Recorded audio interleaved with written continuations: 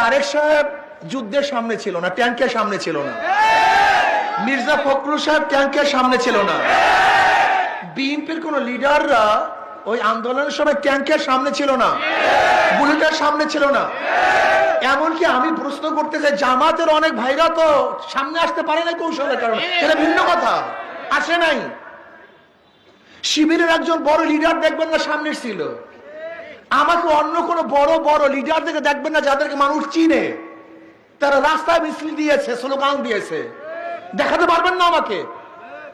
জাতীয় কোন লিডার ইসলামী আন্দোলনের বাহিরে জুলাই আগস্টের বিপ্লবে রাস্তায় ছিল, দেখাতে পারবেন না। রাস্তায় ছিলাম আমরা, বুলেটের সামনে ছিলাম আমরা, ট্যাঙ্কের সামনে ছিলাম আমরা। আল্লাহ না করুক, ধরে নেন যদি আন্দোলন সাকসেস নাই হইতো, সবাই শেখ হাসিনার কাছে গিয়ে বলতো আমরা তো ছিলাম না, আমরা তো অংশগ্রহণ করিনি, আমরা তো আপনাদের সাথেই ছিলাম। যারা ৩-৪ তারিখও শেখ হাসিনা লোকের সাথে মিটিং করেছে, আজকে তারা জুলাইয়ের বক্তা হয়ে গেছে, যোদ্ধা হয়ে গেছে। ধরে না যদি আন্দোলন সাকসেস না হতাম, তাহলে আমার অবস্থাটা কি হতো, আমাদের অবস্থাটা কি হতো? আন্দোলন করেছে মানুষকে মুক্তি দেওয়ার জন্য, বৈষম্য দূর করার জন্য, চাঁদাবাজি করার জন্য না।